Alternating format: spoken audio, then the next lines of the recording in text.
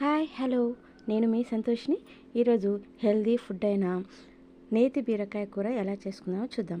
First నేతి బీరకాయ పొట్టును గీరేసి చాకుతో చిన్న చిన్న ముక్కలు కోసుకోవాలి. ఇది పప్పు అండి, కందిపప్పు. నేనైతే కందిపప్పుతో చేశాను, కానీ మీరు పెసరపప్పుతో చేయొచ్చు, శనగపప్పుతో చేయొచ్చు. ఏ పప్పుతో నానబెట్టుకొని ముందు పెట్టేసుకోవాలండి. తర్వాత ఒక కడాయి తీసుకొని అందులో ఆయిల్ పోసి పోపు గింజలు, కరివేపాకు, పచ్చిమిర్చి, ఉల్లిపాయ ముక్కలు కూడా వేసి బాగా వేగనివ్వాలండి.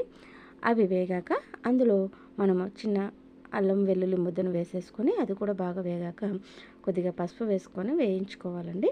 తర్వాత మనము చిన్నగా తరుక్కున్న టమాటా ముక్కలను కూడా అందులో వేసుకొని అవి కాస్త మెత్తబడేంత వరకు వేయించుకొని మూత పెట్టుకోవాలండి. అవి మూత పెట్టుకొని చాలా మంచిగా మగ్గుతాయండి టమాటాలు. తర్వాత అందులో మనం ఒక చెంచా కారం వేసుకోవాలండి. తర్వాత మనము చిన్న చిన్న ముక్కలు కోసుకున్న నేతి బీరకాయ ముక్కలు కూడా వేసుకొని బాగా కలుపుకోవాలి. కలుపుకున్నాక మనం ఇప్పుడు నానబెట్టుకున్నాం కదండి, ఆ కందిపప్పును కూడా వేసేసుకొని బాగా కలుపుకొని 1 నిమిషం పాటు 2 నిమిషాల పాటు మూత పెట్టుకొని మగ్గనివ్వాలండి.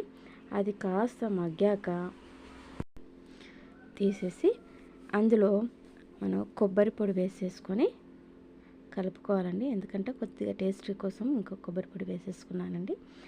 తర్వాత మరొకసారి మూత పెట్టి 2 నిమిషాలు ఉడికించుకున్నాక మనము కాచి చల్లార్చిన పాలను వేసుకొని ఉడికించుకోవాలండి. పాలతో చేస్తే ఇంకా చాలా టేస్టీగా ఉంటుందండి. అందుకని నేను పాలు కూడా వేసేసుకున్నాను. అవి కాస్త మగ్గాలి. పాలు వేయగానే ఉప్పు వేయకూడదండి. తర్వాత కొద్దిసేపు మూత పెట్టి మగ్గనిచ్చి తగినంత ఉప్పు వేసి చూసుకోవాలండి. ఇది 10 నిమిషాలు ఉడకనిచ్చేస్తే మనకు నేతి బీరకాయ కూర రెడీ అండి. చాలా టేస్ట్గా కూడా ఉంది, హెల్తీగా పరంగా కూడా చాలా మంచిదండి. మీరు కూడా ట్రై చేయండి. మీకు నచ్చితే లైక్ చేసి సబ్స్క్రైబ్ చేసుకోండి. Thank you.